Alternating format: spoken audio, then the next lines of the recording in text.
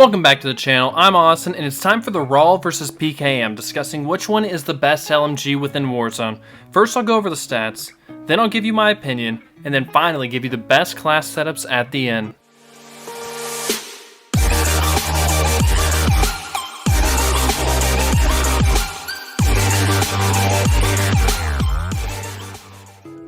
We are going to go over the most important stats for LMGs within Warzone. To start off with, max bullet velocity for the RAAL comes out ahead with a 1233 to 1020 advantage.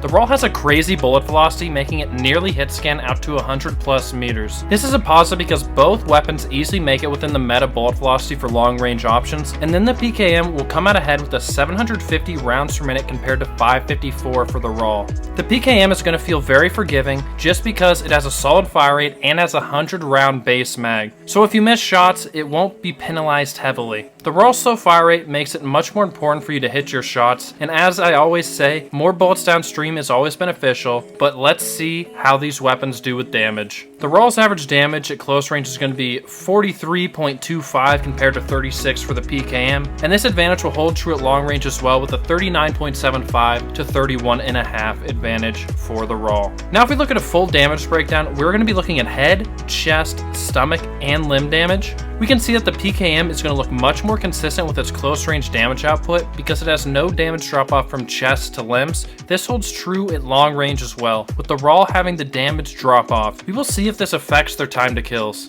And the most likely time to kill at close range is going to be the PKM with a significant advantage of 560 milliseconds to 650. However, the RAAL only takes 7 shots to kill, and you can hit these 7 shots anywhere on the body for it to knock. The PKM will take 8 shots, so 1 extra shot to kill, and because of its consistent damage, you already know that the 8 shots to the limb will still knock them. Where the RAAL's damage drop-off does come into play is with its headshots. You only need 1 headshot to lower the TTK if you can hit 3 chest shots with that. If you hit 2 or less, you're going to need 2 headshots for your time to kill to lower to 542 milliseconds. However, you always need 2 headshots with the PKM to get its time to kill to drop to a stellar 480 milliseconds. The RAAL has the benefit of needing only 1 headshot sometimes, making it slightly more likely to happen. And before we switch over to long range TTK, let's actually talk about range itself with these weapons, where they're going to be identical with 39 meter ranges respectively. The range of these weapons is obviously the same, so there's going to be no advantages here. Moving to long range TTK, the PKM is going to come out with a big advantage of 640 milliseconds to 758. The RAAL takes 1 less shot to kill than the PKM with an 8 to 9 advantage. For the PKM, it doesn't matter where you hit the enemy, and you're always going to kill in 9 shots or less. With the RAAL, however, you are going to have a lower TTK if you can hit 4 chest shots. That will make it go to a respectable 650 milliseconds. For headshots, both weapons will need you to hit 2 headshots to lower the times to kill. The PKM will drop to 560 milliseconds while the RAAL will drop to the superior 542. Overall, the PKM will feel much more consistent due to its damage not dropping off from chest to limb, making it easier and more forgiving to use. While on the subject of ease of use, both these weapons have very low recoil and can be aimed easily and effectively by most players.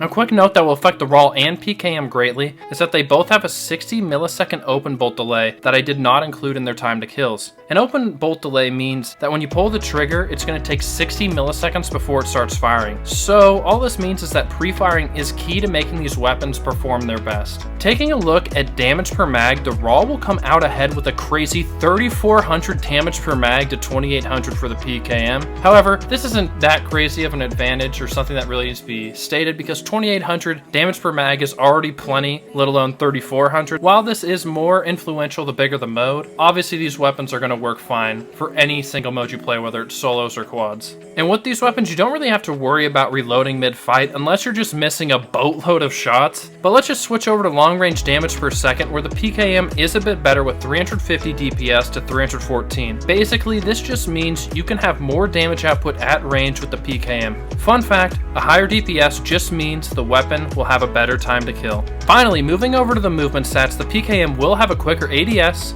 movement, strafe speed, and ADS movement. While the RAAL has a faster reload, they are both LMGs, so these stats aren't going to be great. But the RAAL is a very lumbering weapon when you're moving around, and you're definitely going to notice how slow you are moving compared to other weapons. If you guys could do me a quick favor and like the video, it really helps. Maybe subscribe as well. Alright, so I've given you all the relevant stats for these weapons, and it's time for my recommendation.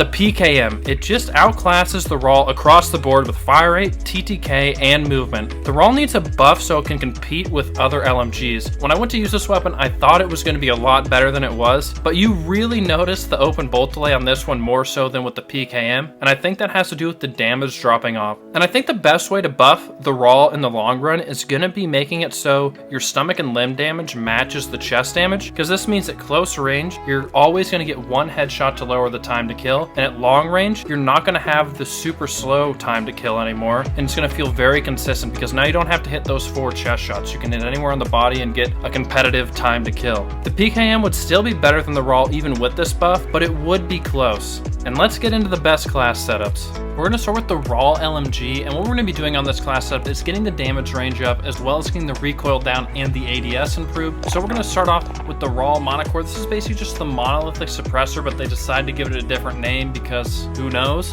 And then we're going to move over to the barrel, and we're going to want to be using this 32 RAAL line breaker because it gives us the range and bullet velocity plus recoil control. And then when we move to the laser, this is the tack laser, which is basically the prime attachment for Modern Warfare weapons to get your ADS up and getting your aim walking steadiness better. And then from here, we're going to go to an optic, and I like the VLK 3x optic because it gets you the extra zoom, because this is definitely going to be the best at long range, and this is going to give you a good zoom level. Your ADS will get lowered slightly, but that's why we have the tack laser to counteract that. And then for the underbarrel, we're going to use the FFS oblique, if I can say that properly, because this gets our recoil control up as well as our aim down sight speed increased. And basically this is just the snatch grip, but they also decided to change the name of it for some reason. But this is going to be your best loadout for the RAAL LMG.